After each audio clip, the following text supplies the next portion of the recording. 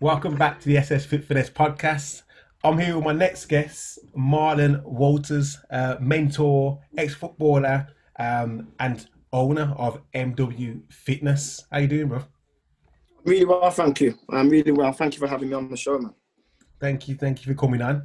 I've gave you a brief introduction as I do, but I don't like to talk about it too much because I always think it's best for you to kind of give the audience a bit of feel for what you're about.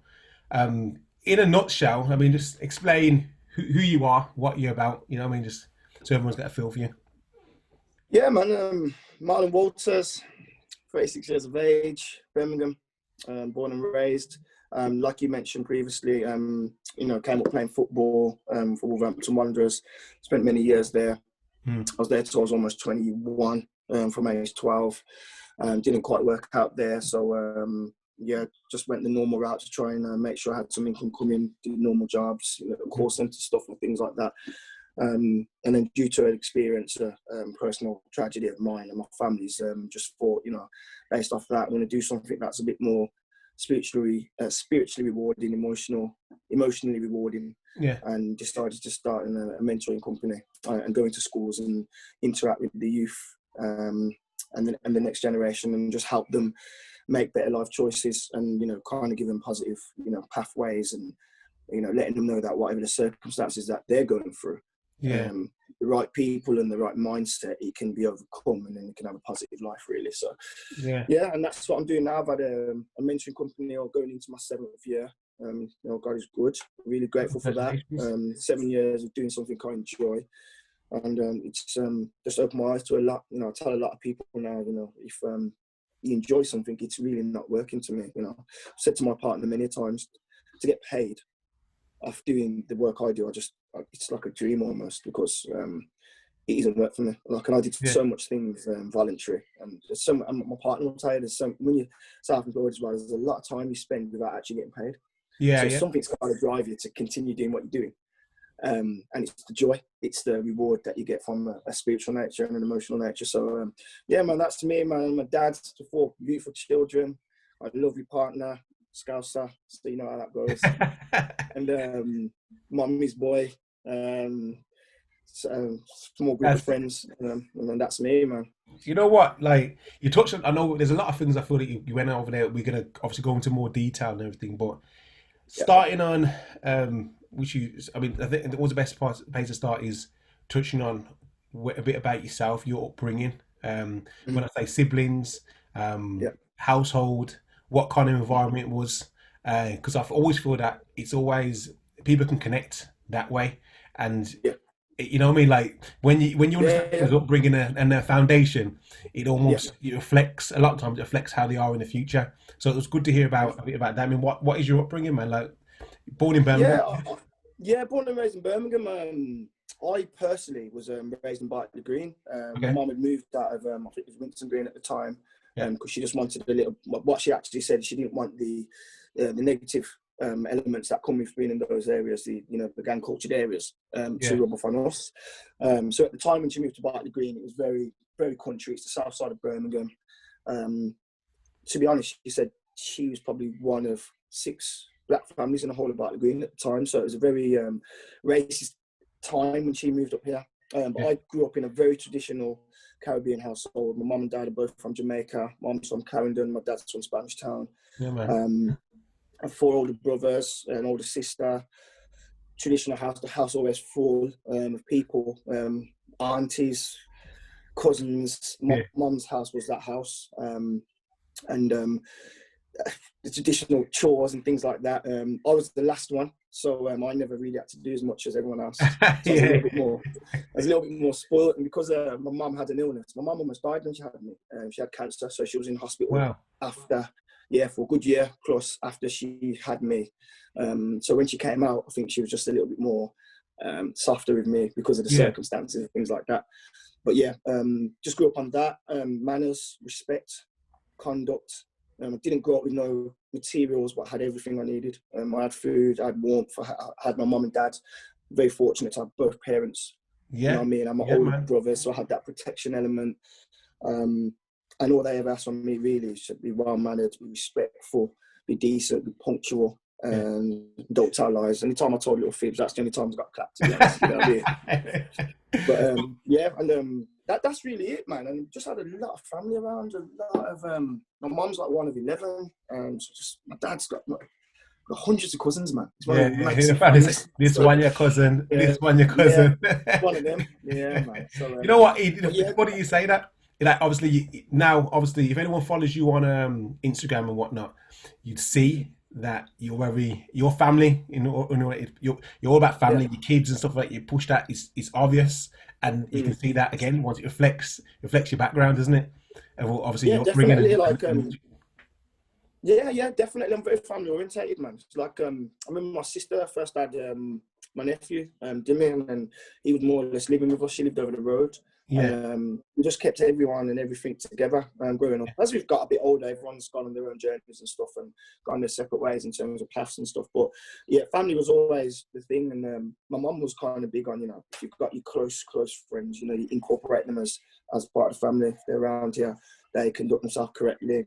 And we treat them correctly, and they get treated the same as how we treat everyone else. So a couple of good people I grew up with along the way, man, and they were like, become like brothers and things like that. Like, probably know Jemiah Richards and people of that nature, man. They just became like real brothers to me, and still is. Ashley Vincent, so I don't know if you know of him.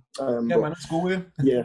Oh, you remember? It's good, Ashley. Yeah. Man. That's just like my brother, and these are the people that have been through thick and thin with me. So, like, in terms of the household, and one other thing, we was very, very, my mum was massive on how you treat women and stuff like that. Like, she's always down to the T. She was like, just little things like, you never go in a woman's bag.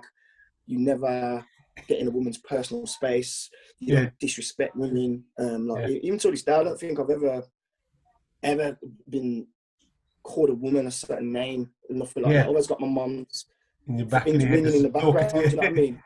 Yeah, never put your hands on a female and things like that. That's real big in this family. Yeah. The women in my family really looked after the men. Really, really. Like, I remember my aunts and stuff. Yeah. If I finished my food on the tray, they'd take my plate and stuff like that. But we were always looking after the women. But the women kind of treated the men in this family like kings, man. Like my mum. Treat us, my dad, everyone. Man. I've had that upbringing, man. Like I agree with you. Like you have that in that household. The women are very catering, as you call it, very catering, and very protective, and do you know what I mean? So, but inside the house, you probably hear my kids there making it noise. Yeah, it's all right, man. Inside the house, it was brilliant, man. Outside, coming up in Whiteley Green at the time, a lot of racism, man. A lot. I experienced so much racism growing up, man, and Isn't that mad? Don't you find it mad? Sorry to cut you on. Isn't it mad that the fact that obviously it's an older generation, so your parents are moving you out of an area because it's obviously gang-wise, not to get you involved in that, to move you into an area which is predominantly white, where you're going to suffer racism. Yeah. Like, when you think about it, it don't. Crazy. Why would you do that? But it makes sense. It also makes sense at the time. It's like a difficult situation, but because I think back then. That in that generation, my mum only seen, and my dad was a Lazarus man, an Aston man, when my great-grandpa was living, and they only seen the negative elements that was coming from that and they were thinking to get away from that, but then we walked into racism. But the funny thing is, I was none the wiser. It was just kind of the norm growing up for me, and you know how it goes, man. You got your crop of people and I'll be honest as well. There was a lot of a few white friends, a few Irish boys, and that would never stand for me being racially abused and fight my corner as if they were the same colour as me, because morally they just wasn't having it. So little things I had to grow up with like that. But inside the house, man, I'll be really honest, man. It was. I'm very grateful to my parents. So my parents are now separated as well. But I'm very grateful just to have the visual and understanding what a man needed to do within a house and what a woman does. I had the visual. I kind of had the blueprint, really, if I look at it, to say, like, my dad's never been a lazy man. He's the hardest working man ever. And he was just there. You know what I mean? So I can't, even though I'll be real with you, my mum is the MVP. She was everything to everyone. But my dad, you know what? To be fair to him, man, he was there, man. He showed an interest in me, and I'm always grateful for that. But yeah, man, like that was me. I can't complain about my upbringing. I'll forever be grateful to my parents and my older siblings as well. How did you get interested? How did you get into football? Is it that Yeah, how did you get into it, through school or? Didn't really play school much. I mean, I started late. I think my first team was about 10. I was playing in this little league, Wheeler Castle Little League, for a team called the Greens. It was managed by Ian and Sue Danton at the time. And then I was about 10. And then when I went to senior school, year 7, but then I signed for a team called Moor Greens, who is Nassau on Moors. Yeah. And at school, I remember just playing a year above my age. Year 8, even though I was at year 7. Me and a guy called Val Griffiths. Them days I was playing wing or up front. I was really, really athletic and really quick. I used to hold a couple of records at Hagley Stadium, and I was, touted to go and run at Birchfield and things like that. And I did martial arts growing up and stuff, so I was very, very athletic. So that then, it was any young black kid who plays throw him up top in it. Put him up top. So yeah, man. And then from then I got scouted at Solihull Moors, which was Moor Green at the time, by a gentleman called Chris Conway. He was a scout at Wolves, and then he took me to Wolves. And then from then on, man, I just I did my thing, man. I was there at schoolboys. I captained at the schoolboys. I captained the under-17s, under-19s at 17. I was captain there. Then I captained the reserves, and then. How was that for you, Ryan? How was it when you got scouted? Teenager. You're a teenager, obviously, when you got scouted. How was it? What was going through your mind as getting scouted to play for Wolves? Getting scouted to play for Wolves, being picked up there. What was your mindset then? Was it like, I'm going to be a baller, I'm a footballer now, that's it? Like, was that it? Or I'm going to give it a try? Yeah. Or?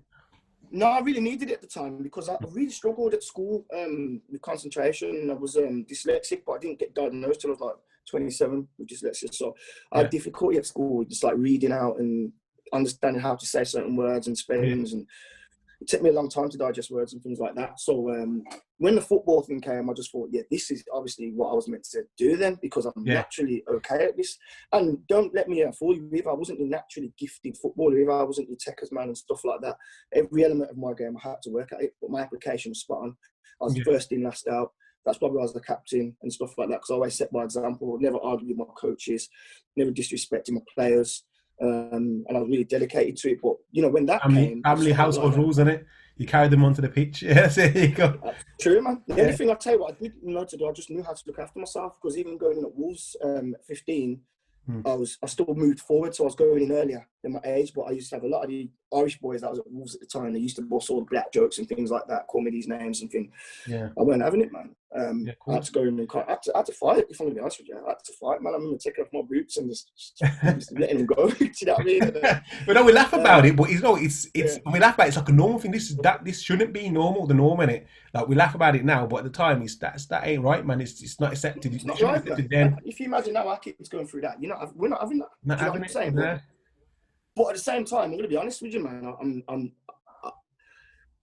The people before us had it a lot worse. Yeah, a lot worse. So I'm not going to complain, but I'm just grateful that things are moving forward and I'm alive to see it, because, I think even within our culture, I think that we've had to understand that sometimes there's elements of our culture that we could improve. And just like other cultures, Asians and, white, there's elements that they can improve. But racism within the white culture was something that, to me, was massively needed addressing, because, like I say, it was happening in workplaces, it's happening in sports places, it's happening within the game, on the pitch, and it's kind of everywhere, and we're just expected to deal with it. So as much as I was, getting all these kind of different, I was getting all this different kind of respect at school now, because I didn't want to show me none before the Wolves thing, but I was getting all that, and I was getting touted as being this, and started doing some modelling and getting touted as being, my face was getting around and things like that. And as much as it was good, like I say, I'm talking to you about racism within the workplace, so it had its difficulties as well. Do you know what I mean? People don't really see that side. Yeah, but I mean, that is true racism. I mean, I think people misinterpret the meaning of racism in it. Like, it's not just racism, the name calling side of it. It's the systematic side of it, of someone being in a powerful position and using that power to oppress somebody else, and that's it. So the name calling is just the small. Nothing's a norm. It's nothing. That's name calling. The real racism is within the system, the systematic side of it. Of, like I said, in football, whether it's work or so on. So you experienced that, didn't you? You were experiencing that side. Absolutely, man. Absolutely, and it was like at them times. I remember was a black coach at Wolves, and I just felt he got a different treatment, man. And he was sick. His name was Terry Connor, and he came from Yorkshire, so he had it differently. Again, we talk about racism, because as much as because we're from Birmingham, we still had it watered down to certain parts of the country. Yeah, because it's multicultural city. Exactly, still very, very multicultural. We're very fortunate in that sense. But I even seen then, from a younger lad, he got treated differently, man. So it was stemming from all angles as far as I'm concerned, really. And probably, listen, it still is in some areas, but at least, like we said before, I don't know if even 20 years ago, 50, even 10 years ago, I don't know if people like you would even be doing this now without... Do you know what I mean? Without with the platform, the open platform for them to do it, Because that's what I'm saying, man. Yeah, I agree that sometimes the people that open the doors wouldn't open the doors for you. Now we don't need that.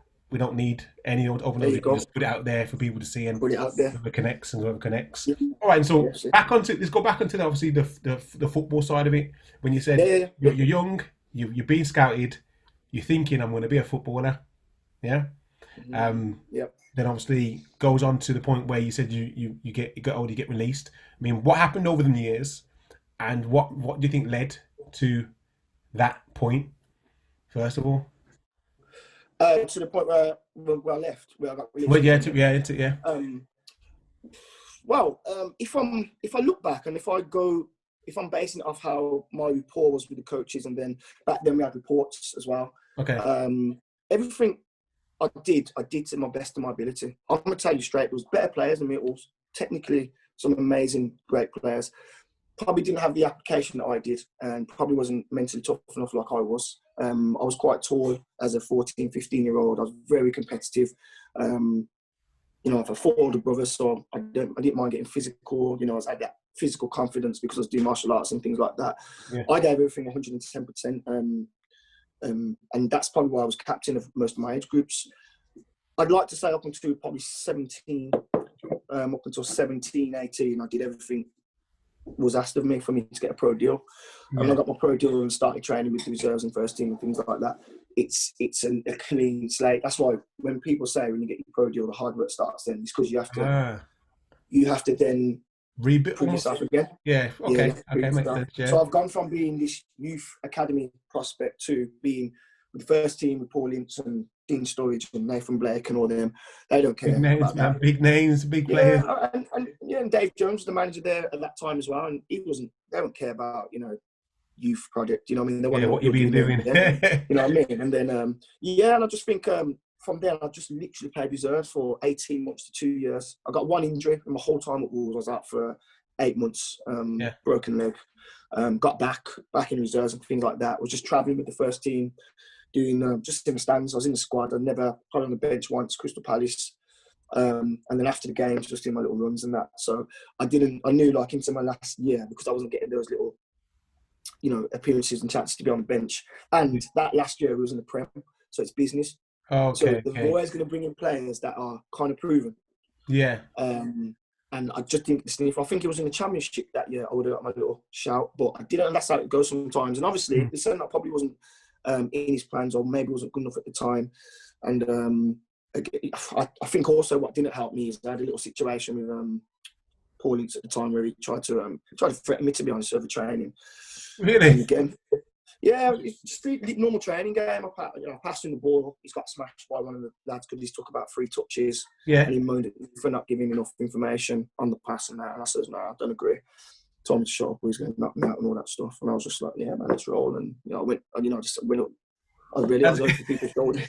You know what it is? I think sometimes that's. I wouldn't do that now. You know what I mean? Yeah. I think I'm 19 at the time. The blood's rushing. He's threatening me. So where we come from, at the time, it's like when you're getting threatened and someone's threatening to do things to you, you only know how to react one way. Yeah. And he threatened. Listen, he threatened to punch me, and I was like, yeah, man, like. Let's go. Let's go then. Like, what are you waiting here for? Then let's go. And people in between us, because I've gone for him. I think the manager didn't like that, and he pulled me in and says, behaviour is unacceptable. And I think that played a big role, because Paul Ince was a big character and a big fish back then as well. So would I do that now? No, I'll put my hand up and say, yeah, no problem. Yeah. And then maybe do it in a different way. Maybe do it after training the Saints. I don't think you need to speak to me like that. But I think one thing within our culture now, we do learn things the hard way. Yeah. And we have to learn. If we're lucky enough to learn from it, which I was, then hey, listen. It's a shame that's the take it. case, man. The shame's the case that, like, the fact that, I mean, the first time I'm hearing this, the fact that Paul Ince, older generation, he's got a part to play to put you in that position. It. I mean, like, you reacted, but he's also provoked that in it to the extent. But you know, that was the type of person he was, and yeah, you know yeah. what? I'm not the only person who's done it with. I don't know if you might know of Carl Ikeme. Yeah, okay, yeah. Yeah, and he's one of us. He's from Brum, and he tried it with Carl, but Carl's a different kind of fish, and it's, you know, really, if you're braver than me if you're on the try with Ike's, man. But he tried it with Carl, and Carl put him in his place real quick. That's just the kind of person he was, Paul. Yeah. And listen, it's okay for him to be that way because he'd already made it, and he'd already got where he needed to get. For a young boy coming up, there's sometimes you have to bite your tongue and understand where you have to just listen and take certain things on the chin, and you know, it's part of maturing. Because now I tell my kid, you know, look after yourself. Don't let anyone disrespect you, but at the same time, pick your fights at the right time, and just not to be beaten down, but that didn't benefit you in any way, and you could have held your mouth and not said anything, and it would have dented your pride a little bit. But in the future, it may not have had that. You know, we don't know if that was the cause, but it may not have that effect in it. Yeah, I'll tell you now, it contributed. It contributed 100%, because the manager pulled me in about it, and he told me it's you know, he actually asked me, "What have you done in football so you think you can talk to him like that?" That's what he said to me. Yeah, that's what he said to me. So with that manager, it contributed. And sometimes, listen, in life, you need luck, innit? I mean, all right, so I've got Dean Sturridge at the time, Matt Murray, Nathan Blake, and another guy, Paul Butler, proper tough guy, Paul Butler was. They was like, no, you did exactly what you needed to do. You stood up for yourself. He's tried to say he's going to do this and do that, and you said, no, you're not having it. And they respected it. But like I say, they're not the manager, and they're not the decision maker. Yeah. And listen, like I say, I'll tell you now, I probably would have, at that time, I don't think I could have reacted any differently. But like I say, I would learn from it, and I'll tell my children, if you can, react. You know, always react to the situation.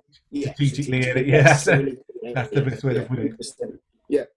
All right, and so being released, then, what did that do for you? I mean, how did that do for you? I mean, obviously, from the age of how many years is that? How many years was you playing? About 7? 12. 12 years. 12 years. The 12 years of playing football, obviously getting up to the point where you're playing for a team, getting a contract, playing the Prem. Whether you're playing or not, you win the Prem. You're in the team that's in the Prem, and to the point of getting released. What did that do for you? Your character, first of all, mentally. Not me, man. Not my confidence, man. That was one of the biggest blows, because when I came out of school, I even got some leniency in my last year at school to go into Wolves, and you know, I got a bit of, how can I say, a little bit of favouritism to go and pursue it. Yeah. And it was devastating. It was a heartbreaking thing for me, if I'm going to be honest, because Wolves was very instrumental. That club was very instrumental to shaping me. For my next phase of life, you know what I mean? It knocked my confidence massively. I went to Sheffield Wednesday. They offered me a trial, and I was there for about 3 months after my trial to see the season out. I didn't get offered anything, but I don't think I was anywhere near the player I was then, because I was still struggling from the upset from it, because it was like a family for me. These guys, there's people in that club that contributed to my upbringing outside of my house, positively as well. Do you know what I'm saying? So it was very devastating for me, and this is why I actually believe I wasn't ready at the time, because in football, in any sport really, you have to be thick-skinned. You got to be ready for the knockbacks. I wasn't really ready for the knockback, because even though I had an opportunity, there was Sheffield Wednesday, and then I actually had contract offers from Kidderminster and Exeter, and I was like, nah. And I opted to go to America instead, and I took a little cowardly one out, mate. I'll be honest, mate. I thought I'll just go to America, and you know, I was influenced by the fact that I'm a big hip hop head, and I'm thinking America's this and that. Yeah, and I was like, really. The reality when I got there, man, football. At that time, they weren't really ready for football. Do you know what I mean? And just ended up coming back really, but it knocked my confidence bad, man. That's actually probably the first time I started going to the gym properly, when I got released from Wolves, because I needed some form of feel good about myself. I needed to boost my confidence again. And then, that was it was a difficult time for me, being honest, and then I had to make a choice where I'm going to keep sulking or just get back into the real world. What I call. Was you a family man at this time? Was you a family man? Did you ever? No, not when I got released from Wolves. It was a few years after. After Wolves. Okay. So I became a family man during my time at the AA. I went to the AA as a normal call handler. So you left the football to go to work in a normal job now? Yeah, so went to America, came back and did semi-professional. So I've always played semi-pro. My first club, semi-pro club, was Hensford. So I was doing Hensford and I was doing my job at the AA as it was a call handler at first, and then I got promoted up to like team leader and stuff.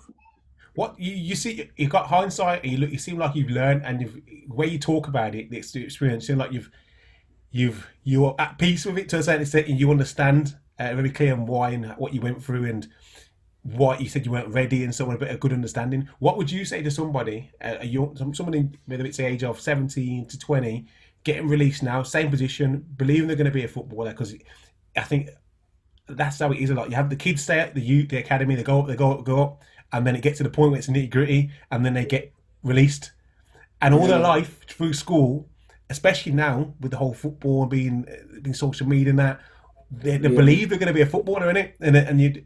But then it doesn't happen, and then they're left to, what do you do now? Like, I think that can be devastating for a lot of people. Like, even you said it was like it was a big setback for yourself, knocked your confidence. Yeah, how do you prepare for that? It's difficult, because it's just like anything. If you want to be successful at something and you're putting everything into it, and you get knocked back to the point where you can no longer continue in that field, it's going to be devastating. It is going to. I don't think there's any way you can stop a feeling of devastation if you're driven to want to become something. The only thing I would say now, in all elements of life, like this is where being parents is important as well. You've got to prep them and make them understand that failure at some point is inevitable, and how you react from it is the important thing. Like, it doesn't matter exams, driving tests. You can compete in a competition, boxing, golfing, whatever it is, tennis. You're gonna lose at some point, and it's how you react, and understanding now, that's actually where the character building comes in, is how you react to something. I've had people quite close to me actually that have not really made the step in football and been suicidal when they've been released from clubs. Suicidal. I mean? And I'm not surprised though. Like, I'm not surprised. That's what I'm saying. Like, I'm not surprised, because having something that you believe you're gonna do, this is your life, like you said, family. This is your financial future. Yeah. Your confidence. I mean, you're putting it out there, like, when you know how it is, isn't it? When you, especially as a youngster and you're a footballer, you wear that with pride. You're out there, you tracksuit, you're there. You're like, everyone knows you're a baller. Yeah. Everyone knows, isn't it? So when you're not really a baller, it's an ego, big ego hit, because I'm like, oh, you ain't a baller. It's a massive ego hit. You know what I mean? Like, you are bang on. You're absolutely bang on. Because I was that. I went from being this proud Wolverhampton Wanderers representative. So I'm wearing my Wolves stuff, my Wolves tracksuit. Yeah. Through town on the way to training. They give it us to wear, but I'm proudly wearing it. All of a sudden, I'm going into this AA building with no disrespect, but non-elite athletes, just your normal working class. The prospect of where you're getting to, in it, like, to where it's nowhere near where you're going to be. Like, it's no disrespect on the job, but it's just facts, in it. Like, the level where you can get to a football potential-wise, to where you can get to. Even the time it will take to get doing that kind of job is completely different, isn't it? Oh, absolutely. And what a key thing is for me was mindset. So you imagine, I know you're into fitness and stuff, so you understand what it takes, to achieve your fitness goals. So imagine being in around elite mindsets to just being around someone, no disrespect, is just happy to do that. If you're ambitious, and I'm not knocking anyone, by the way, but if you're ambitious in that field, to go into a different field, it's a massive mental. It mashed up my head. I remember sitting down and I'm talking to a guy, really nice guy, but we were just talking about goals and stuff, and he was just like, "Nah, I'm good here, man. I'm just gonna sit here, earn this cash here, and just sit here and answer these calls." And I thought, fair play, respect. But then privately, I thought that could never ever be me. Yeah. Ever. I'm here as a stopgap. I mean, remember, I was still playing football, so I was still looking at myself as being semi-successful, because I'm earning a wage. While I'm there, I'm not messing about. I ain't trying to stay there. I'm actually privately trying to, better myself while I'm there. But then I'm playing football, so I'm earning a good income from football as well in non-league. So I'm actually still thinking I'm being semi-successful. But to then be around a different group of people, because listen, your football boys that are still there. They don't really, you know what I mean? They're still doing their thing, and you can't expect them to come over to what you've got to do now. They've got to focus on their goals. But to go into that different environment, I tell you, mentally for me, and I'm very like my girl will tell you, like as much as I'm mentally closed off to a lot of things, the things I care about, I'm emotional.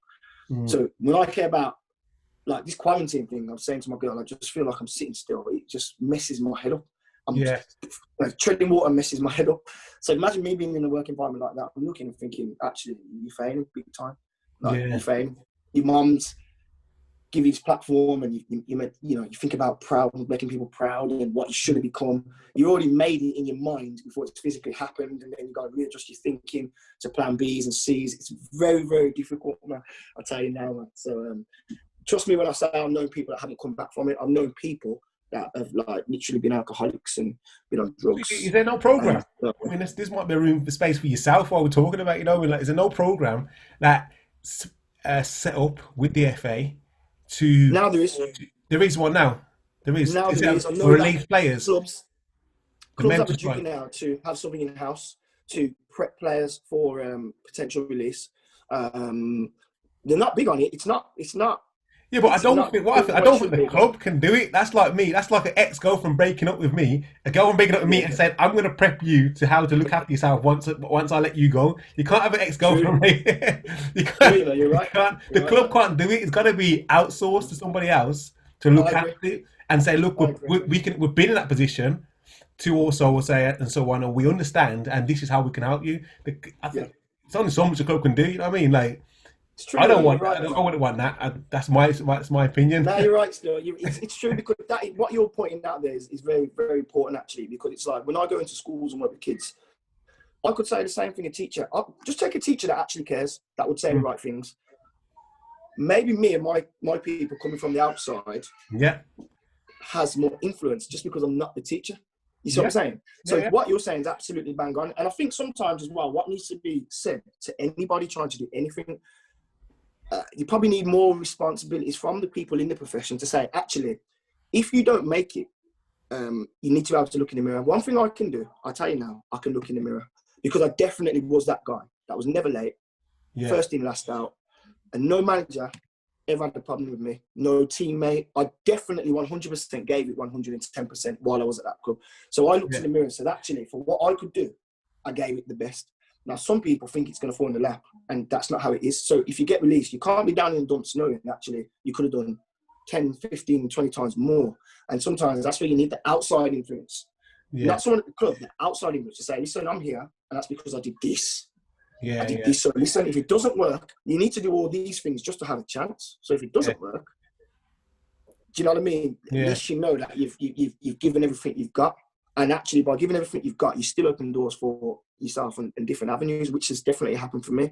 I still go back to Wolves now. I've been to schools in Wolverhampton to tutor them and mentor them and things like that. And that's because along the way I conducted myself correctly. And the article that you read the other day, that's from a person that works at Express and Star that had ties to Wolves and was checking on how I was doing based on him knowing me from then. Oh, do you know what I mean? You came across me there. Full circle. Yeah, so All right, okay. So, touch go on this. I think this nicely goes on to obviously what you're doing now in regards to the MW Fitness.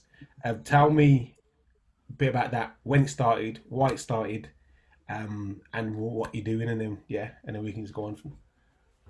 Yeah, that started from my son, now, passed away. He passed away after 3.5 months. So. The tragedy of him passing away and him not waking up from his nap, it just kind of prompted me to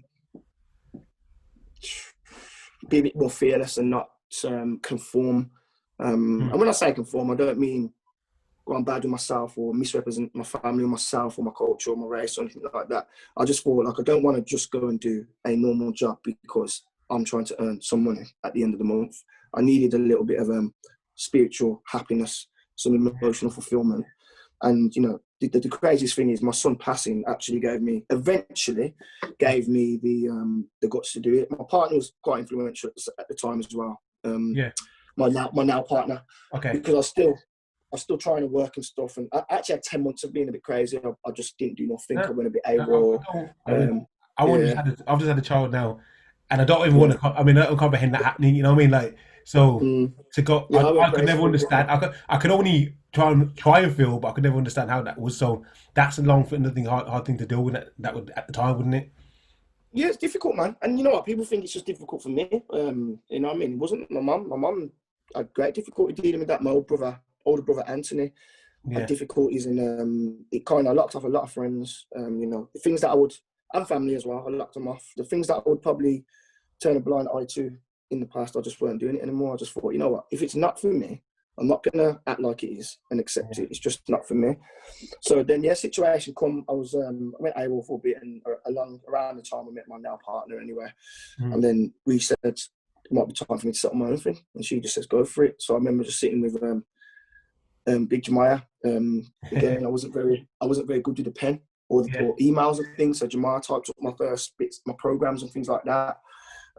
Took it to my mum and my dad. My dad was totally against it because he's very old-fashioned. He's very old-fashioned in the sense, get a job, hold the job down, work your way up to manager if you can. Stay in that job for 25, 30, 40 years. You've always got work. You've always got a job. Yeah. He weren't on it at all. My mum was like, when my dad came out of the room, my mum's was like, F your dad. F him. Go do your thing. I'll support you. If you need any money, I've got you. That's what my mum says. So I had my mum, my girl, and my close people supporting me. That's what I needed. There's a guy called Andy. One thing I want to touch on, because Marlon, before you go on, one to touch on. You know, obviously your dad obviously saying that to you, and probably it wasn't out of obviously him not wanting to do it. It's protection, isn't it? You think he's trying to protect you, isn't he? In his own way. I don't think you think he was doing it to. You're not doing it to go because that's what happens with parents. Parents, he's trying to project his thoughts onto what he thinks life should be to help you. Like, you're going to guide your kids now, innit? And you're going to guide your kids based on your experience, not on the forthcoming and how things are going to be in the next 10 years. So you giving your advice is just giving your advice, but it may be the wrong advice that you might take at the time. What do you think of that? No, you're right. I think there's elements of my dad where I've got to take into consideration how it was for them coming through. To get in a job for them was any job you can get. If you were black coming up then and got 2 jobs, it's life, isn't it? So he was like, no, you can't. How are you going to go when you got nothing behind you and blah, blah, blah. And keep in mind, I had a mad 10 months. And in that 10 months, my mum was covering that. So and I was traveling and stuff like that. So even at that, I was 23 and my mum and dad are kind of just, whatever you need, I got. So there could have been, if I'm honest, there could have been a financial element where my dad's thinking, why? If you go and do this and set this up, I might have to help you. And he maybe didn't want the headache of doing that. But I'm going to tell you straight, when my kids come to me and tell me they want to do something, me and my partner always says we're going to try and help them because our mentality is different. My dad... But you pointed it out, your mentality is different. That's what I'm saying to you. My dad's a victim of what a victim of that, So that's what I'm saying. It could never happen. It can't happen because it don't happen for us. Yeah, exactly. You know what I'm saying? Exactly. Yeah, that's what So that's what I wanted to point out. Like, it ain't a case of your dad was like, trying to hold you back. It's just a case of him, like, this is what I know. In his answer. Like he says, in his eyes, he's being strategic in his answer. Where my mum was just like, out of love. My mum didn't care whether it worked or not. My mum looked at the fact that I've just lost the son. He needs to do something that's going to make him happy. He ain't out there doing no wrongs. So I'm going to back him. The end. If it doesn't work, it doesn't work. That's how my mum is. My mum does things out of love. And I'll tell you straight, the early starts, my girl would tell you, man, it wasn't like, I did so much for nothing. And then, when you're getting paid by schools, you can do a job and they can pay you 3, 4, 5, 6 months later. You have to tick on. So elements of my mum and my girl just rolling me through things, dashing petrol in the car, helping me with my uniform and things like that. There was a guy called Andy Penny, mentor to me, he's like a father figure to me, helped me set up everything. He actually paid for my first year's liability insurance because he believed in me. Do you know what I'm saying? And he still does to this day. And then you got to look at him and then you look at my dad. You know what I'm saying? Because Penny's a businessman and he knows what it took. So he's like, you're young, trying to make your way, I'm going to help. You know what I'm saying? So it's a mentality thing. I'm not against my dad, but I learn from all that stuff. My kids won't get that response from me. Yeah, anyway. I mean, like I said, you learn from it, and that's what you can do.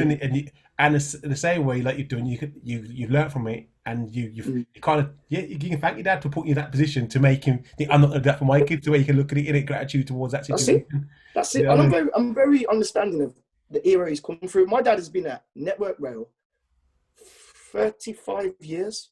He's a manager. He earns very good money, and I'm very happy, and I'm very I'm buzzing for him. And he did teach me a lot about punctuality and conduct. But like I say now, this is a mad thing I'm going to tell you. My girl says to me, when you're on the phone to work, why is your voice change and your pitch change and you talk all different? And then when you're around here, you talk a certain way. And I reflect, my dad told me this. He says, listen, when you're at work, you're at work. When you're back outside of work with your bride, you can chat about anything you want to talk about, girl, music, dress code, whatever. But when you're at work, you talk in, you fix up, you sharp up, and you talk correctly because you're at work. So I've got them kind of things from my dad, you know what I mean? And I'm going to be honest with you, going into an environment which is predominantly white, higher end is predominantly white at the air. Yeah. If I'd have went on with what they expect us to go on with, I would never have progressed, even in that environment. So there's a lot I'm grateful for my dad, but his mentality is very much back then, where I am on this new thing, where I feel we are very capable, with very elite in all areas, and that's educationally, that's physically, and I don't actually see why we shouldn't go and try and do anything we feel we're capable to do, providing it's within the restraints of the law. You know what I mean? I wouldn't ask us to break the law, but if you feel you can go and do something, just go for it, innit?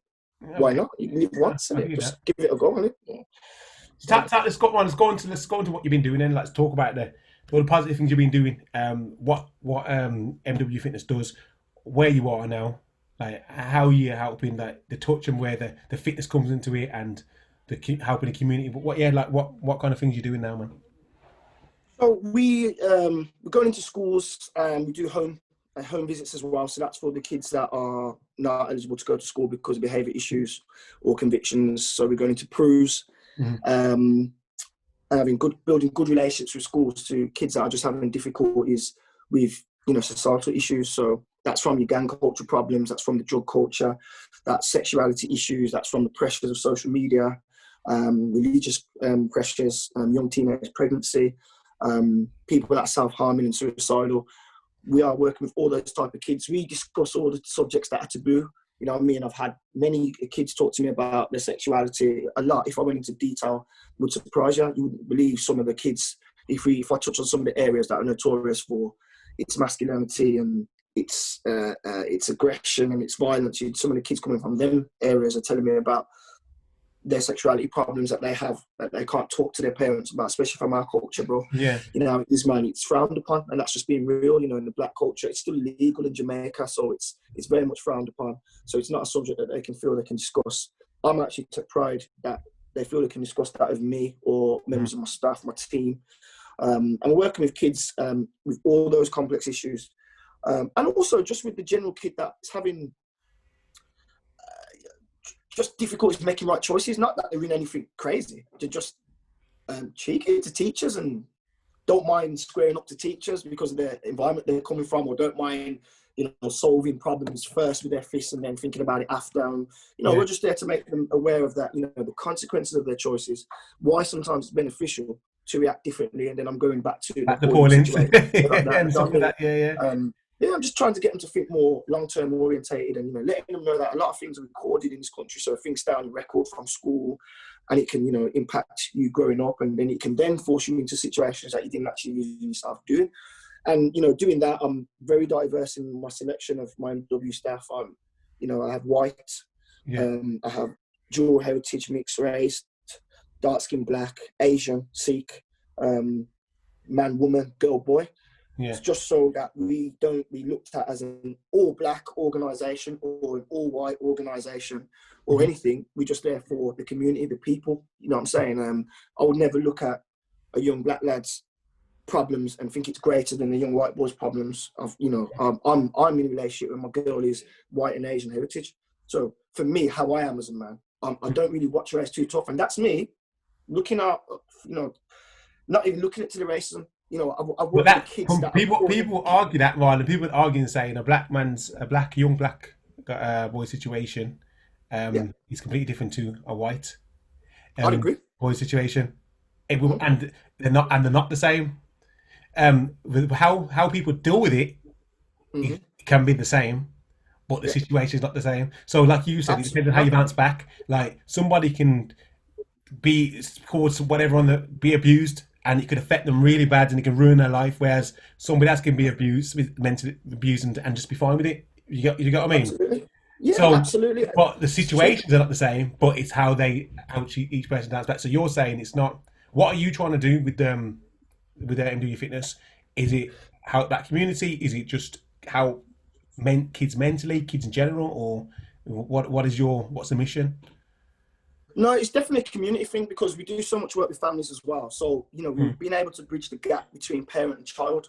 Sometimes it's important because, you look at it like this, there's parents out there that are just genuinely going to work to feed, clothe, help educate and keep warm and provide, money for after school activities and things like that without sometimes getting to know the kids' general issues with what's going on society wise. So you imagine the good parent that we all try to be. Yeah. And then you get your kids upstairs looking on his phone or her phone and getting called every name under the sun, racial abuse, being threatened, saying you can't come to school, getting picked on because of their weight and things like that. Yeah. The amount of obesity programs that we've run at schools to help build self-esteem because kids don't want to go to school because of how they look. And that's because society has deemed that you've got to have this flipping six-pack thing now and muscle to be deemed as being attractive and things like that. So we're constantly raising people's self-esteem, but it's a community thing more than just a kids thing. It's predominantly kids orientated because we work within schools and our age group is mainly 5 to 19 but there's many times that we have to do family intervention where we bring in a mom, we bring in a dad, whoever the parental guardian is, and highlight some of the difficulties that the kids going through that sometimes the kids can't communicate that. Do you know what I'm saying? Wow. But I'm very understanding of the fact that people like me and yourself would probably be deemed a little bit more cooler than the teacher, the parent, and especially the police officer.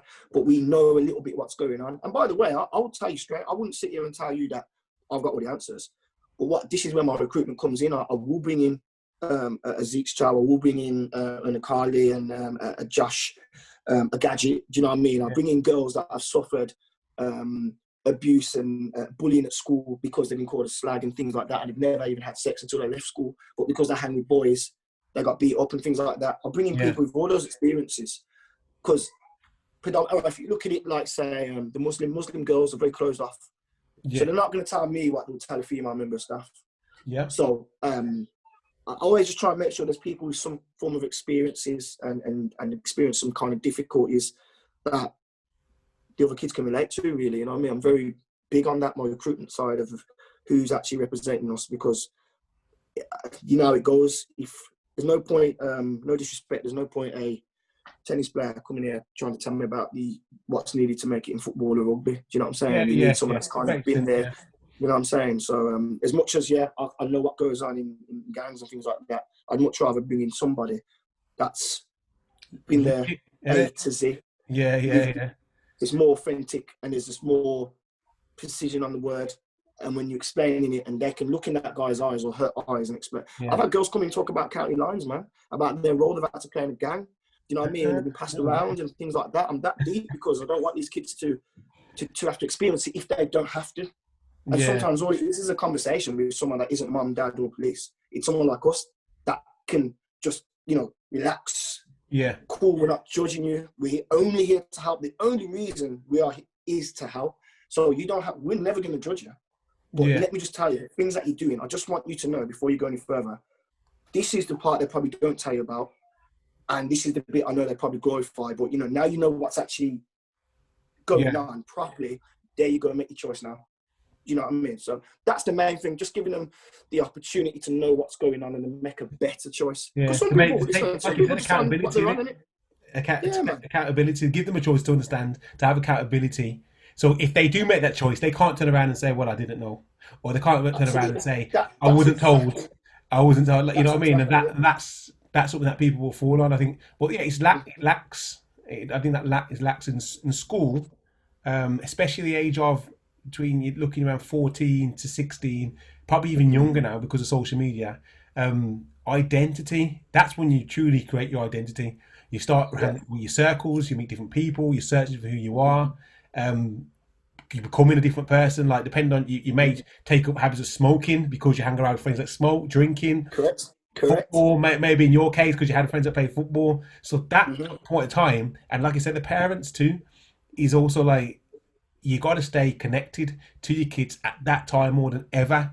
Because when you think they're independent and they're doing, because you at that point, I think as a parent, you want to think, okay, they're independent, they can go to school, walk to school, or by themselves. We don't have to mother them or be a parent as much. But that's when you need to protect them the most, because that's when they're going to be influenced the most, isn't it? I don't know if you agree with that.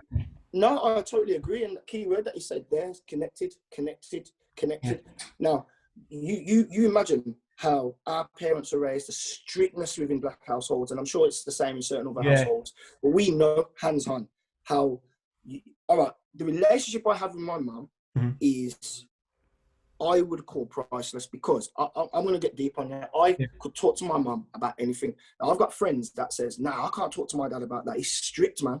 Yeah. Because he maintains that discipline, and I understand. But the connect is the key thing. If you connect with your kids, I believe you have an opportunity to positively influence them and also negatively influence them. But if you haven't got the connect, they're going to make choices without even coming to check you. And you remember, if you think about it, imagine your kid now is going to do something bad and it endangers his or her life or freedom. You're going to wish, why don't you just come and talk to me? Yeah. And this is where the connect thing comes in. I talk to my mum on every level, from puberty, from my opinion on girls to opinions on friends, jobs.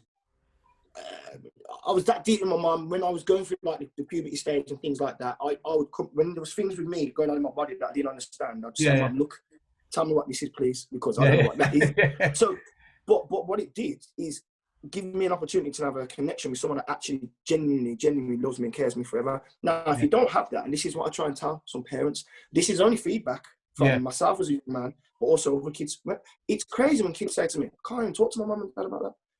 I don't want to be that parent. Yeah. You see what I'm saying? Because I'm telling you, the fact that the kid can't talk to their mum and dad about that is sometimes how they're easily influenced by outsiders that will actually do the parenting for them in the important times. You know what I'm saying? That's the word that you've knocked on there. Connect. Being able to connect. If to any young parents coming up, man, or any parents full stop, I would say it's important that you try to connect. And it's not just staying in the know with phones and technology. That's important as well. Very important. But just knowing, like, don't be afraid to ask your kid a question. Like my stepson asking questions about girls, about puberty, about boys, about bullying at school and stuff, how I dealt with it. It's not always the right answer sometimes, bro, but I let him know that I care because I have the conversation with him. Do you know what I mean? And it's going to be the same over kids. It's not a problem. I'd rather them come to me and I'm a partner before they go and get influenced by strangers that haven't got those good intentions for them. So, but I think it's on us to make sure that we give them the opportunity to connect. You know what I'm saying? So I'm always just trying to create positive change, my bro, man. That's me, man. And I hear that, and I see, and I can, I can feel. Also, I can see it isn't just. I can see the passion in, and also when you talk about it, to know that it's real. I think what's important, which you've also touched on, is authenticity, being authentic.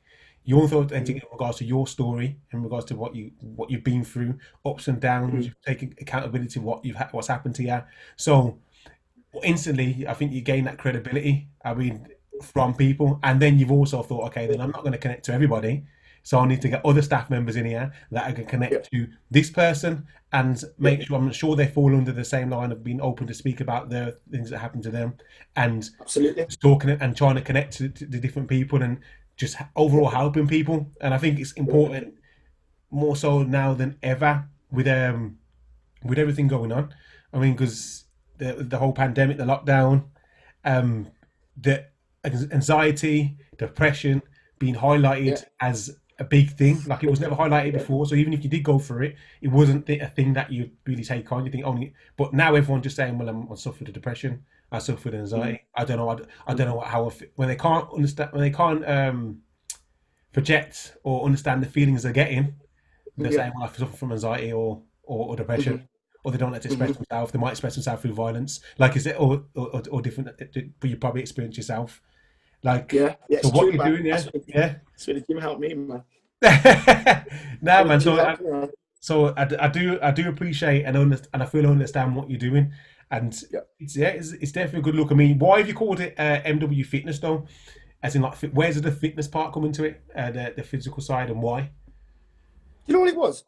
Well, the MW stands for Marlon Walters. That's after my son.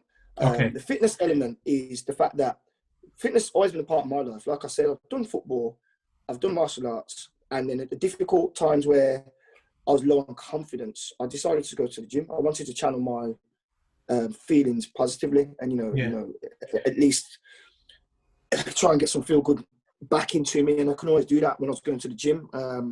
And my thing is, like, you know, with the ethos that I learned from in my house of conduct and, you know, being decent, being respectful, and being able to talk to people correctly, I felt that I was always having a good reaction from the community. I'd go anywhere. I've been everywhere you can think of. Your roughy sides, whitey sides, your blacky sides. I'm comfortable everywhere, not because I'm no bad man. It's just that I just walk very cleanly, and I walk very respectfully, and I'm very respectful of everybody.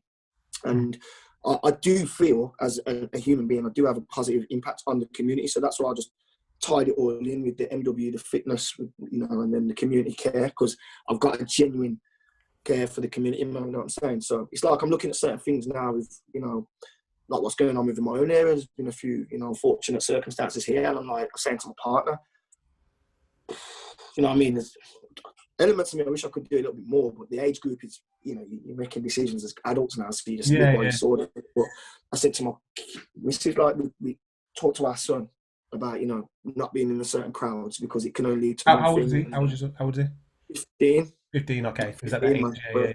Yeah, he's at that age where, you know what I mean? And I've got a young cousin, he's not too long, he got locked up for making the same incorrect choices. I've had to use him as an example, do you know what I mean? Yeah. And I just genuinely want to make sure that these kids are well aware of what they're doing, well aware. Like, don't just live for this 10-second effect. This is what I used to do at school sometimes, you know, when I got sent out of a class, I'd look at who was in my classroom here, and it would sometimes influence my reaction to the teacher, if I was going to be faced. And keep in mind, you know, I wasn't allowed to be faced, so I was being influenced by my friends, you know what I'm saying? Yeah, so I showed up. By your environment. Exactly, bro. And that's how influential it is. So I'm telling you now, as much as I tell you my mum is the queen, but she wasn't one to around with either. Yeah, you know what I mean? So it's like I was influenced at times by my friendship group at school, and I'd be rude when I didn't need to be. And then, you know, luckily I snapped out of that at the right ages, but it's my 10 seconds of fame. And then, but at the end of the day, I'm missing my lunch. I'm sitting outside the head teacher's office, missing my time. I'm going home an hour late because I wanted to show off. And it's the same things that you carry on into, you know, into the serious nature. If you want to just carry that and hold that because he's, or go on like that because they are, please know the circumstances where you're sitting. Instead of sitting outside the head office, you can be out in the cell. And then on top of that, you can bump into people that you didn't really get along with, and there's issues within the cell. And then when you come out, all of a sudden you've got to right them wrongs and do community service. And then can you get that job? Maybe not. Or the educational ability you have may go down the pan now because of the choices you made. And I just want awareness, because I didn't really get mentoring in school, and I could have done with some. Do you know what I'm saying? And I was never bad, by the way. I was never bad. The only thing I probably scrapped, and it was mainly out of racism. I was more into football. I was more into probably chatting to girls and stuff and that. But I was never on this hard man, tough guy thing. You know what I mean? I just wanted to kind of have a little bit more fun at school and that. But friends can so influence people, sometimes more than parents if you're not careful. I was going to say one thing, like one thing you touched on, which I don't know if you noticed yourself here, all over the interview, like in from the start, like how you said, is your environment, like, you know, like you are, I think what's the saying is, when you're around your 5 people, tell me who your friends are, I'll tell you who you are, kind of thing. Like that, like from the family, that's been instilled from you, from a young age. And then you had obviously the experience with with the kids and whatnot, and the kids being influenced by different people, yourself. Like that is all about environment, isn't it? Like who you're around. So you can kind of help yourself by thinking about who do I want to be like, what kind of person I want to be. I think as a young age, I think that's a question. I remember at school they asked me what career do you want to be in. I don't think you should ask what career you want to be in. You should ask who do you want to be. Who do you want to be? What kind of person do you want to be? And then based on who you want to be, pick your career choice. Because if you're going to ask me who I want to be, I could say, well, I'm going to think what's the most high paid job I want. Because I used to think I want to be an architect, and because I was decent at drawing, and It was a high paid job. true. So, but I So wasn't. true. I went. For all through college. I did. I did the thing, everything to work towards that. I went to my first induction in university, and I went to the induction for architecture, and I was just like, I can't see myself doing this for 6 years, There and you stop go. there. You know what I mean? And that was There it. you go. And I did that for There you like go. 4 or 5 years of my life, just kind of thinking in my head, I'm going to be that, I'm going to be that. But it's only because just two elements, money, and I was good at drawing. And I was told, well, I might as well just go and do that. Whereas I think that, But that's how the system conditions you, though, because they'll yeah, say to you what you're good at. So, all right then, I'm a Man U fan. So I grew up watching Man U. I used to love Roy Keane, Nicky Butt, Patrick Vieira, Paul yeah, Ince. I used to love all that. yeah, I met Paul Ince, I played with him. Don't like him. I yeah, wouldn't want to be that kind of person. I can never tell you how he is with his family. He could be loving and brilliant. But within his working environment, where he has the opportunity to give off experience and influence, he yeah, wasn't a nice person. I would not want to be like him. Do you know what I mean? And that's the problem. People ask, what are you good at? Instead of what do you do that makes you happy? I'm yeah, constantly asking my kids, what do you like doing? What makes you happy? And I'll steer them that way because, as we know, if you're doing something that you're happy in, you're not really working. Do you know what I'm saying? And that's the thing. That's the thing. Now I'm on this, like, don't just do that because you're good at it. I don't care if it's football, you get paid well at it. Like, it doesn't mean that happiness overall. That's my experience. No, I That's think just what is like do something you're happy with, something that you, because if you're doing something you're happy with, regardless of what happens, you're going to keep going. Because I mean, kids play, they fall over, they injure themselves, but they get up and start playing again because they enjoy playing, don't they? Yeah. Whereas if you're doing something you didn't like, you forget this. I'm not going to do this. I'm going to injure myself. So there's always going to be obstacles in everything we do, in all the things we do in it. But you got to love it enough to keep going past them hard times. Yeah. So and also be open and it's what we need to do. I think we need to get a little bit more in touch with what's important in terms of, well, you've touched upon, who do you want to be like, that there's nothing wrong with, like, I've got some friends, there's elements of my friends, that I look at them and I think, you know what, if I could take a piece of that, I'd take a piece of that, I'd incorporate that, and I actually do, and I hope some of my friends incorporate some of the good qualities, because we've all got our annoying sides of us, I'm sure my partner would, if you had a car with her, she'd probably tell you one or two annoying sides to me easily, but it's just like being okay with knowing you've got a good group of people, and actually, he's wicked at that, he's wicked at that, I bring that to the table. Collectively, we're a movement, we're a good nucleus, we're a good unit.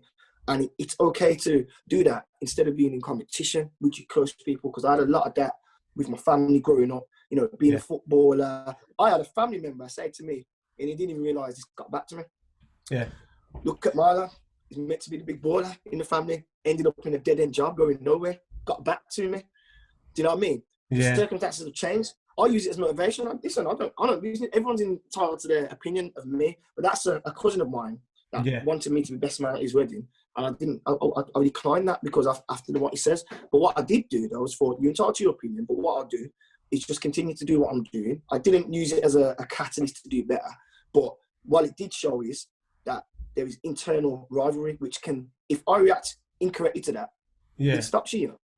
Honestly, it stops you. I could have gone being confrontational and things could have gone left and right. And I'm thinking, cool, I'm just going to distance myself because you know what? With my close network of people, I wouldn't wish that on them and I wouldn't say that. Yeah. And actually, when they're doing something, I'll go and support their events. They come and support mine. There's no money involved with support. And actually, I'd rather just have my energy around people of the right nature. And that's what, that's the kind of thing that I'm on, like, you know what I mean? If it's negative, it's just not really for me. I'm not going to argue with you about it, you know what I mean? I've got circumstances and environments I like being in and some I don't like being in. It's just cool, that's cool, you know what I mean? I'm not trying to keep up with no Joneses or do anything. My goal is genuine internal happiness, and I'm almost there. I'm still not there because, like, there's things like we've mentioned before where I still feel there's a lot I can influence within schools, communities. It's personal things that I still need to, like, November's coming up, November the 10th for my boy, time my boy birthday and that, and it's I still get edgy and anxious about it, and but each year that goes, I'm cooler with it and stuff like that. Like that's actually my new year. When everyone says Happy New Year and they change things or they get rid or change the number, mine's always the 10th of November, always. Okay. But we're all striving for internal happiness in it, and I just feel sometimes if we're not careful, even as adults, man, if you got the wrong people around you, you just allow people in your space and your energy, man, just to drain you, and that you don't achieve it makes the journey longer, doesn't it, and more difficult, you know what I mean? Yeah. So I just think you have to be very mindful of who we have around us, and that's down to your partner. I tell enough, man. If your girl is hot and fit and she's sexually, great, attractive, great, that's one element, that's one dimension. You know? But when all that, when you've done that 20 times in one day and everything, and you're going to look at another element, it's the other element there and in there, heart and mind, that's going to help you evolve or keep you at a certain level, vice versa. You know what I'm saying? I'm lucky. My girl's a really smart. She gets me. Yeah. And she just encourages. She don't business like how hard or how long anything takes. She will say, look, if that's what you want to do, we'll go for it. And that's that. Okay. And that's the difference, man, from having a previous partner that wanted me to probably just work, come home. But then I'm not fulfilling my happiness, you know what I'm saying? Yeah. There's loads of, I think there's a lot of elements to, you know, to this thing that we're all trying to achieve, which is happiness. There's so many components that are important to like getting there, but I think that environmental one, like you says, show me people, I'll show you where you're going to be. That there, I think that is so important, man. Real talk, man. I don't know, there's a few things you touched on. I don't know if you're into like the whole motivational speaking and different speakers, or you listen to them, but there's a guy that I listened to before, is called Earl Nightingale. I don't know if you come across him before. Heard of, yeah. Earl Nightingale. So heard of.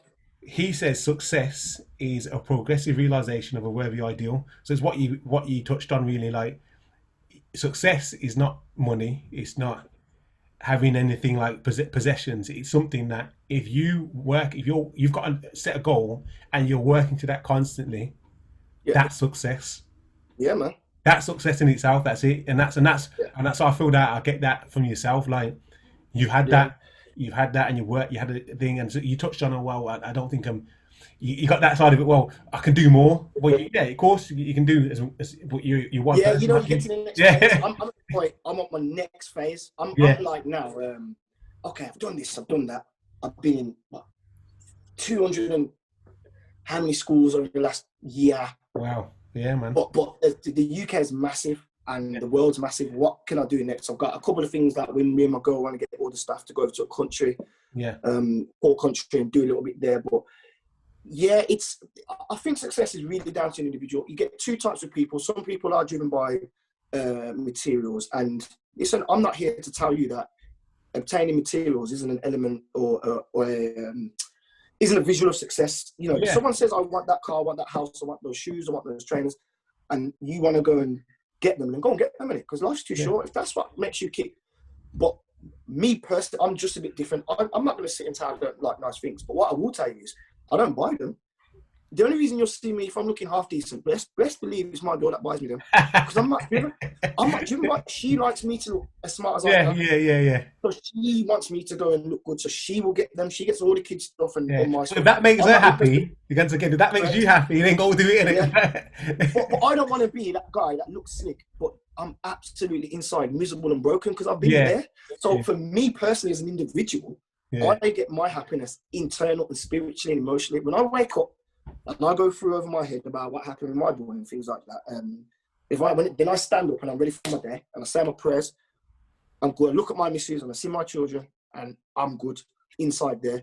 Like, listen, I'll tell you straight, I've got a big family. So would we need a bigger house at some point? Probably. Is that something me and my missus are working towards? Absolutely. Will we get it? Absolutely. But at the minute, we've got a beautiful house that accommodates our children. I'm not here to try and get some big yard to feel happy, man. You know what I mean? We're very grateful with what we've got. The kids are good. And my missus has her own business, I own mine. And we're happy here. We're doing things we want to do. We're not tied in by... Imagine this. You've got one company that tells you, I'm going to pay you this much each month. Doesn't matter how hard you work, I'm going to pay you this much each month. And by the way, in these 12 months, I'm only going to give you 28 days to go and have some time to yourself. That ain't happiness for me. Yeah. That's just not happiness for me. I want to have that bit of freedom. And I'm not knocking anyone that are cool with that. But it's difficult for someone like me with a big family, and I care for my little brothers as well, to be told I can only earn this much. You're telling me how much I can earn that whole year or that whole time I'm at that company. Yeah. The only way I'm going to earn more is if you say so. And by the way, with those wages, you're going to have to pay for 1, 2, 6, 7 people to go away. So you're going to have to save 6 months, 7 months and pay bills. Yeah. I think it's just a very dangerous place to put yourself in. I always encourage people to do things that they can do that makes them happy, and don't always conform. Like, you can go in there, have a look, see how things run, and know what it is to have a job. But if you're up for it, and if you have these visions of doing better or trying something, I just want you to try it. Yeah. I just want you to try it, because you just never know. No one could have told me I'll be 7 years deep in my own company, bro. That's, you know, I would never imagine that. But it's just the fact that I took that leap. You know what I mean? And all that's a great success either. You know what I mean? You got to be prepared for your ups and downs. You know what I'm saying? But I tell you now, happy as heck, man. Do you know what rituals do you have? I want to know. Like, do you have a ritual? Do you have something that you do? Any habits? What are your habits you do day by day? Do you have a time you get up? Do you do meditation? You mentioned you pray. Do you go for run in the morning? Like, what? Just talk me through a normal day, like a day, and an average day for yourself. Like, what you do, habits. Habits, man. I just make sure I eat well first and foremost. But I'm probably up 5:30, 5:45 every day. So a little prayer. My nephew sent me. You can get the scriptures on a Bible app on the phone. So I just read a little bit of that daily. I've got a couple of people that I follow on the gram that I know every time I go on there, it's a positive message. Because I have to infect myself with positive stuff, because sometimes my mind will go into different places. Yeah. So I like to just be around it. I just like to be around it, bro. And I'll go to the gym. 4 days, maybe a week. I just go for an hour and I'm out, and then take my kids to school, and then I'll start my day, man. I go to a school, do my mentoring, and then I don't pick my daughter up from school. You know what I mean? That's me. If I'm not doing that, I'm with my daughter doing some rap music, or I'm just chasing my son everywhere, or taking my daughter Cherish to gymnastics and dance and them things there. We're just bothering my missus, being a pest to her. You know what I mean? Well, that's it. You're putting on the family. In fact, important things to yourself. You said family and having time for yourself and doing something to develop yourself. Like me, I've got a routine. I get up at 5:30 every day, apart from the weekends. But I still get up early on the weekends. But I go gym first thing in the morning, and funny enough, I don't listen to music in the gym anymore. Don't. Now I listen to motivational videos all the way through it. Oh, okay. So literally the whole session. I don't know. Just to have it in the background. You're taking it in, like subconsciously you're taking it in. I went for a stage and listened to them motivational videos when I was going for the gym. I gave music and rest for about 6 months. Yeah. And then I just started listening to the motivational videos instead, man. I felt I was going extra hard, you know. I don't listen to music. I'm used to it. Like, sometimes I zone in, and as I listen to it, and then I'm zoning out doing my workout. So I'm not listening to it constantly, not taking it all in, but it's just there in the background. In it, I'd rather listen to that. One thing I do think is important. Like, music is a good thing. The kind of music you listen to too can have effects on your emotion without you knowing it. Like, so you got to listen to things that are right. I'm very strategic. I don't go on my phone in the morning. I don't go on my phone. I don't listen to the radio. The first thing I listen to is something positive. The first thing, regardless, is I don't turn on the radio. I don't listen to nothing on the radio, nothing like that. Yeah. I go to the gym in silence. I get to the gym and then turn on my videos and that, and then I start training, and that's it. Okay. And then I try and read something to educate myself. Like, at the moment, it's I'm looking into a lot of dieting and stuff like that, and nutrition. Okay. Educating myself a bit more there, and economics that I've never looked into, but I feel that's so important. Understanding money, just understand how the economy works and stuff like that. I mean, that's not much to do with fitness, but I just think it's fit health and feeding the brain and what you have in it. So that's what I'm saying. Like, they're the little habits that I kind of introduce to my life, and try and think, okay, how can I make them positive changes to what I want to become? Because it's all a work in progress. But absolutely, man. What I'm talking around it up is tell me what's the future, and what have you got to come in regards to what you're doing, and where do you see yourself for the next few years in regards to business wise on the MW? To be honest, I'm actually, I mean, MW wise, it's as I was. I just want to try and infect more schools. You know what I wanted to do? I wanted to educate myself a little bit more and go a bit farther afield. So what I was very fortunate to do is end up doing over Kidderminster and Worcester. because I found that the kids over there have such different issues to your inner city Birmingham and West Midlands based kids, and Sandwell and that side. And it opened my mind differently. And I'm just trying to basically collect a catalogue of different experiences. So I can, one, it can make me more open just as a human being, more, understanding of what the youngsters are going through and what their, tasks and challenges that they're dealing with. But I've kind of done that. My next thing is I probably want at some point is an MW building where I can do certain things set up from there, because we do so many workshops. Like we do like a DJ workshop, a music production workshop, a videography workshop, a fitness workshop. And I'd love to have it all under one roof. And then do a couple of mentor classes. So that's the vision of MW. With this pandemic situation, because of like the outside agencies not being able to go into schools as much, slowed right down personally. So with that slowing down, it's just made me kind of thinking out a couple of other business things. Speaking to my partner about potentially opening up some other things and that. So I'm thinking in the new year. Well, before the new year, I'm probably going to open up another business. In that sense, I've kind of got my business head on. What it's made me realise is actually,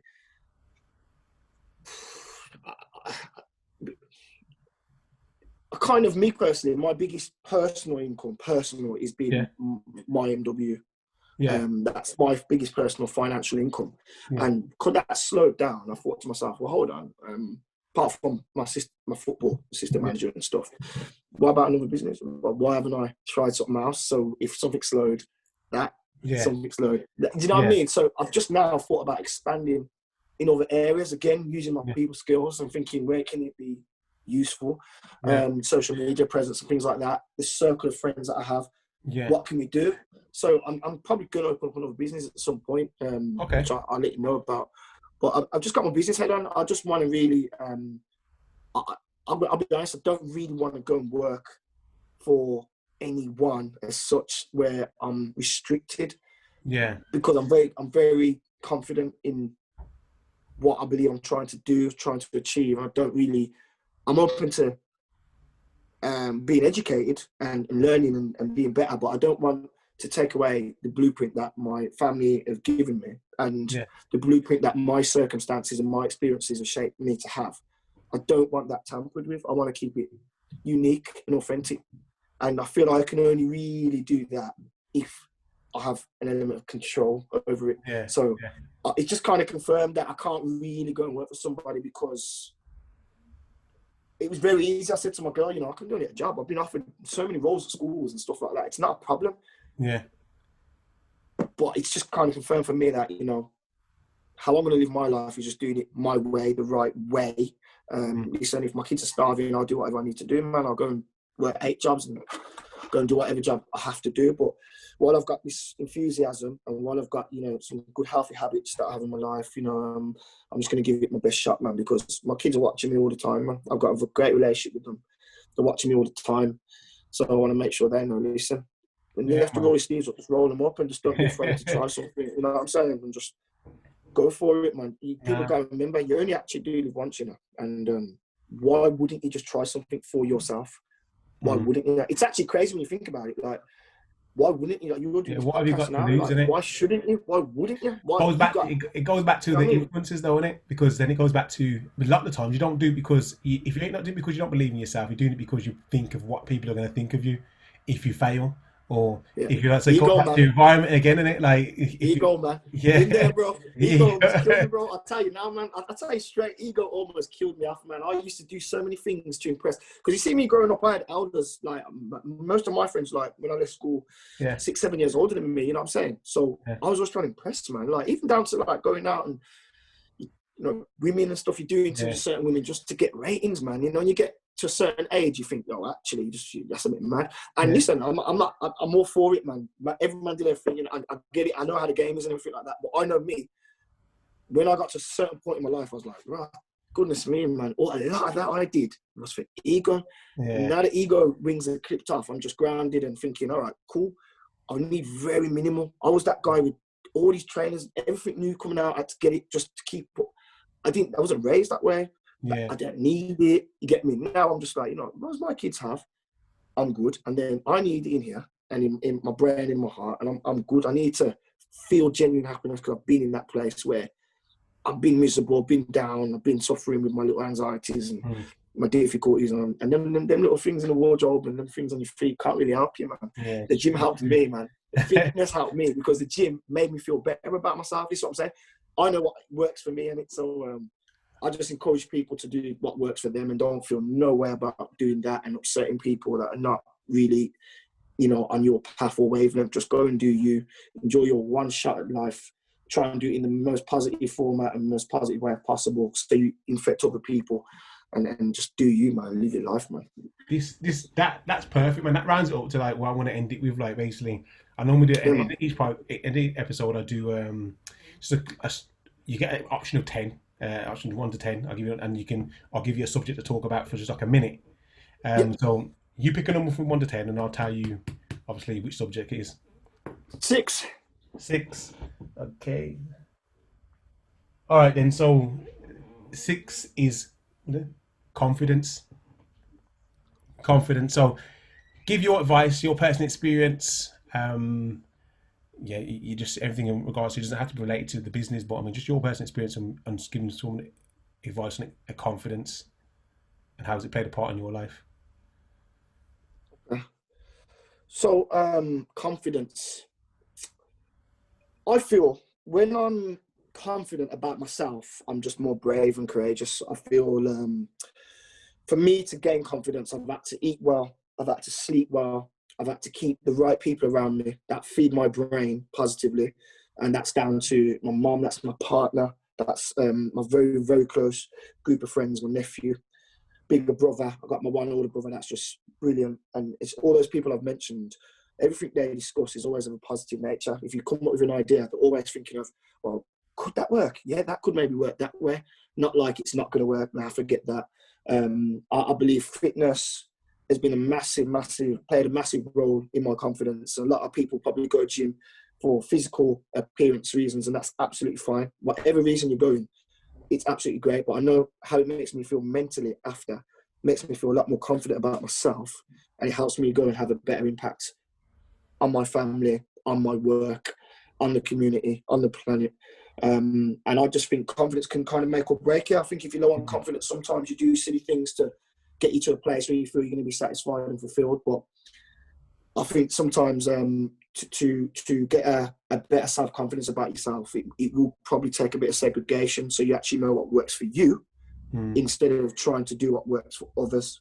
And it's something that's massively underrated. Sometimes who you're rolling with shadows you and clouds you from what actually works for you. So I would say, working on your own personal self-confidence away from people is massively important. Do whatever works for you, whether it's reading, listening to music, exercise, being around a certain type of person, girl, friend, family member, whatever it is.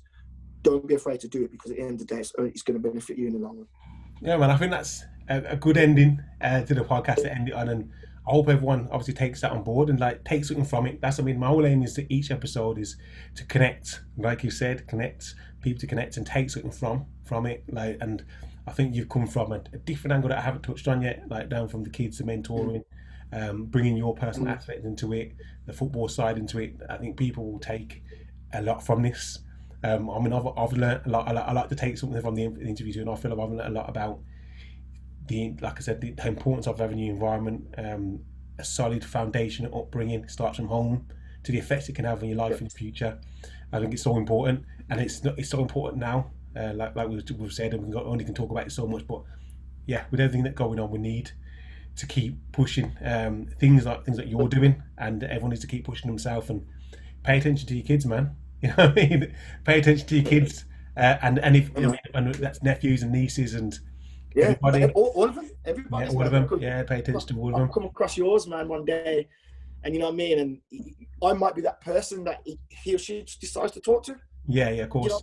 Yeah. And you hope, because I'm paying attention to what's going on out there, you'd hope that I'm going to give the correct information. That's why it's a collective community thing. You come across my kids and be like, I know your daddies, man, and then you can just make sure my kids not walking into danger or not making the wrong. That's it, man. You know what I'm saying? So it's certainly a collective effort, man. And we need more platforms like this as well for people like you, man, to express what you're about and your talents, man, because there's not enough of this. There's just not enough of this. Do you know what I'm saying? And it's massively needed, I'm telling you now. It's a start. Like I say, we need individuals like yourself, myself, yourself, and other people I've had on the show. Is just to start speaking out and just putting themselves out there and starting things from a foundation for your kids and our kids to benefit in the future.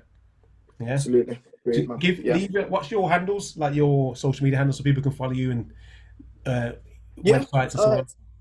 Yeah, MW Fitness and CC. That is across the board. That's on the Twitter. That's on the Instagram. MW Fitness CC.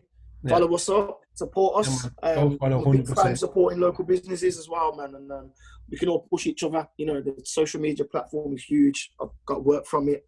I've helped other people get work from it. I've joined forces with organisations via it, such as the police and things like that. So yeah, man, let's just push each other and. You know, if anything that I've discussed on is of interest, you know, then don't hesitate to have a little browse and follow and connect if that's what's on your mind, man. I'll be happy to interact. 100. Well, thanks. I hope everyone enjoyed this episode. Everyone stay listening and stay blessed. Take care.